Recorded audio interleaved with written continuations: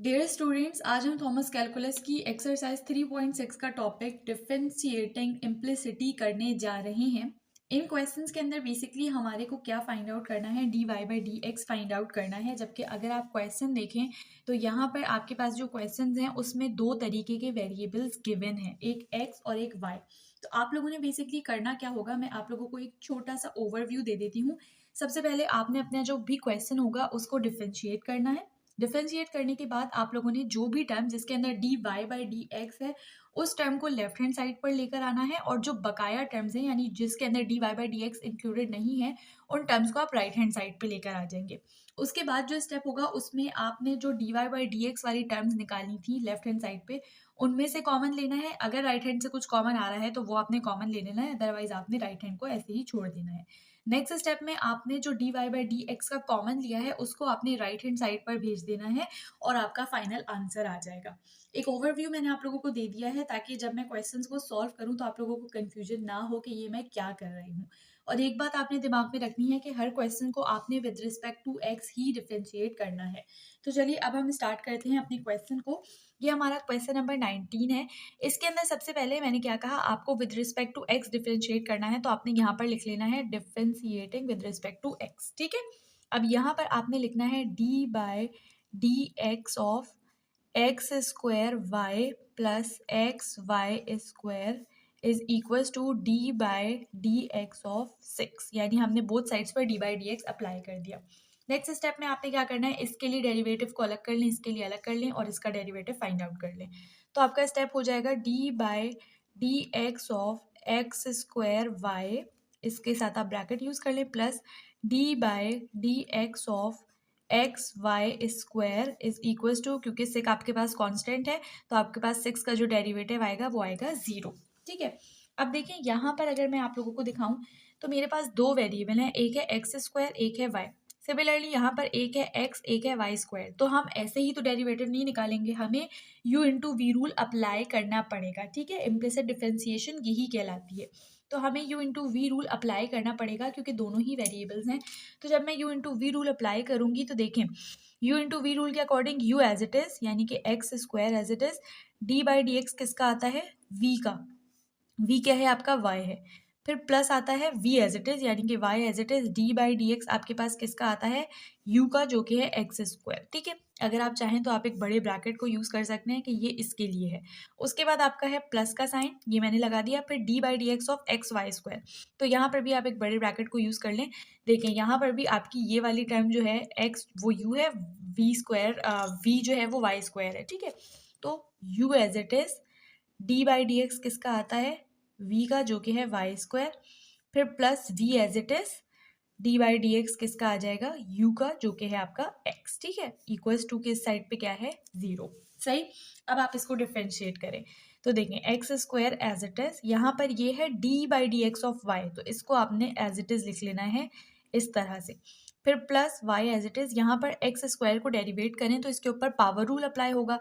Power rule के according power नीचे आ जाती है, पावर में से 1 सब्ट्रैक्ट, यानी जब आप x की नई पावर रखेंगे तो 2 माइनस 1 करेंगे तो वो 1 आएगी, और उसके बाद जो ये होता है यानी जो आपका फंक्शन है उसको भी डेरिवेट करते हैं तो उसका डेरिवेटिव आपके पास आएगा 1, जो कि आप ना लिखें क्योंकि D by D x of x मतलब क्या आएगा आपके पास, x का डेरिवेटिव 1 ही आएगा। सही है, फिर प्लस आप चाहें तो आप दोबारा से बड़े ब्रैकेट को यूज़ कर सकते हैं कि ये इसके लिए है, बट मैं नहीं यूज़ कर रही हूँ। ठीक है, फिर plus x as it is, यहाँ पर वाई स्क्वायर के ऊपर पावर रूल अप्लाई करें तो पावर रूल के अकॉर्डिंग पावर नीचे यानी कि 2 नीचे आ जाएगा, y की जो नई पावर है वो क्या बन जाएगी, 2 माइनस 1 विल बिकम 1। तो यहाँ पर आप 1 लिख के ना लिख के कोई फर्क नहीं पड़ता। उसके बाद फिर जो y है उसको भी डेरिवेट करेंगे यानी इनर पावर का, इनर का उसका डेरिवेटिव जो ये कहलाता है, तो D by D x of Y आ जाएगा। ठीक है, फिर plus Y square as it is, और D by D x of x क्या आएगा, 1 आएगा, वो आप लिखे ना लिखें एक ही बात है। ठीक है, तो ये मैंने क्या किया, डिफरेंशिएट कर लिया। अब नेक्स्ट स्टेप मैंने आपको क्या कहा था कि जिन भी टर्म्स के अंदर d Y by D x है उनको आपने एक साइड पे करना है यानी लेफ्ट हैंड साइड पे, और बाकी की टर्म्स को राइट हैंड साइड पे आप भेज दें। तो ये हो जाएगा x square d Y by D x, और फिर ये वाली टर्म मैं लिखूंगी, प्लस इसको मैं लिख सकती हूँ 2xy। सही है, d Y by D x is equals to, जब ये वाली इक्वल्स टू की उस तरफ जाएगी तो ये बन जाएगी, पहले इसको लिख लेते हैं, तो ये हो जाएगा -2xy माइनस वाई स्क्वायर। ठीक है, इक्वल्स टू के दूसरे साइड पे गए तो दोनों की साइन चेंज हो गई। अब आपने एक और स्टेप क्या करना था, इसमें से कॉमन लेना है। तो देखें, कॉमन लेने का क्या मतलब है कि आपने d Y by D x को कॉमन ले लिया और जो बच गए कोफिशिएंट्स वो बाहर लिख लें, यानी कि एक्स स्क्वायर प्लस 2xy।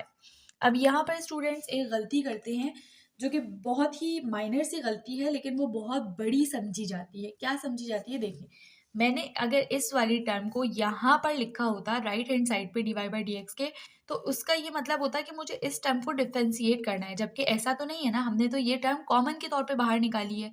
तो आप लोगों ने हमेशा हमेशा इस बात का ख्याल रखना है कि ये जो टर्म या जो कोफिशिएंट्स आप इसको कह लें, ये आप बाहर निकाल रहे हो, ये आपने d Y by D x के इस साइड पे लिखना है, इस साइड पे नहीं लिखना, ठीक है। ये गलती आप लोगों ने नहीं करनी। फिर हम आ जाते हैं अपने क्वेश्चन को कंटिन्यू करते हैं। राइट हैंड साइड में हमारे पास क्या था, -2xy माइनस वाई स्क्वायर। आप चाहें तो इसमें से y कॉमन निकाल लें, बट कोई ऐसा फर्क नहीं पड़ेगा। अब आपने नेक्स्ट स्टेप में इसको इक्वल्स टू के उधर भेज देना है, तो d Y by D x आपका क्या हो जाएगा, -2xy माइनस वाई स्क्वायर, और ये यहाँ क्योंकि मल्टीप्लाई में था तो इधर जाएगा तो क्या हो जाएगा, डिवाइड। तो आप लिख सकते हो x square plus 2xy। And हमने जो क्वेश्चन की रिक्वायरमेंट थी कि d Y by D x find out करना है, आपने वो निकाल ली है, तो यही हमारा फाइनल आंसर है, ठीक है।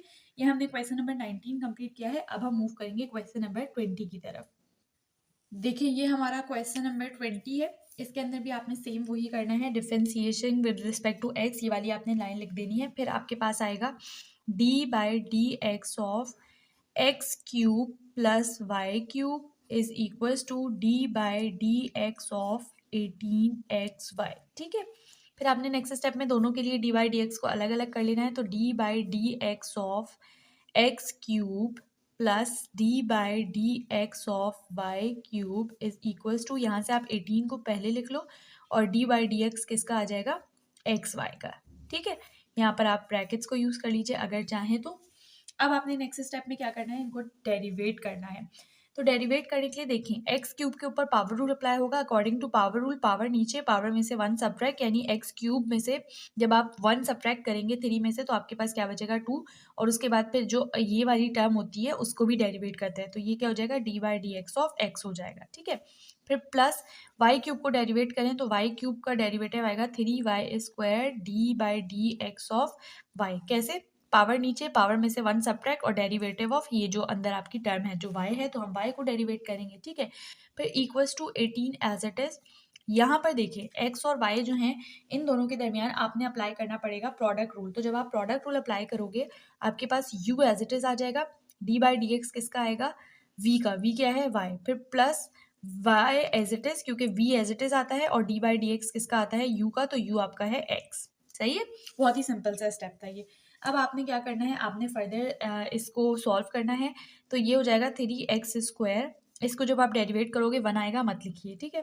फिर plus 3y square d Y by D x आपने लिखा, इक्वल्स टू 18 को दोनों से अंदर मल्टीप्लाई करें तो ये हो जाएगा 18x d Y by D x plus 18y, और D by D x of x क्या आएगा, 1 आएगा, उसको आप मत लिखिए। नेक्स्ट स्टेप मैंने आप लोगों से क्या कहा था, जिसके अंदर भी d Y by D x है उसको आपने लेफ्ट हैंड साइड पर लेकर आना है। तो ये तो ऑलरेडी लेफ्ट हैंड साइड पे है, तो हम इसको लिख लेते हैं 3y square d Y by D x, ये हो जाएगा -18x, ठीक है, क्योंकि हम इक्वल्स टू के इस साइड पर लेकर आए हैं। इक्वल्स टू ये 18y एज इट इज आया और -3x स्क्वायर हो जाएगा ये, सही।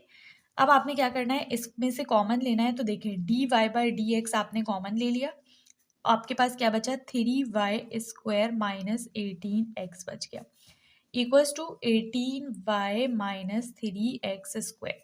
अब आप क्या करें, यहाँ से आपने लिखा d Y by D x is equals to, यहाँ से आप चाहें तो आप लोग 3 को कॉमन ले लो, ठीक है।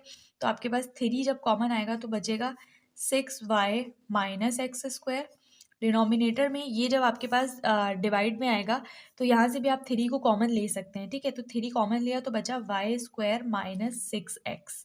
अब क्या हुआ, 3 से 3 कैंसिल आउट हुआ, आपके पास बचा 6y माइनस एक्स स्क्वायर और डिनोमिनेटर में y स्क्वायर माइनस 6x, और ये आपका आंसर है, ठीक है, क्योंकि हमने जो रिक्वायरमेंट थी हमारी d Y by D x वो फाइंड आउट कर ली। तो क्वेश्चन नंबर 20 भी बहुत सिंपल था। हम मूव करेंगे अब नेक्स्ट क्वेश्चन की तरफ।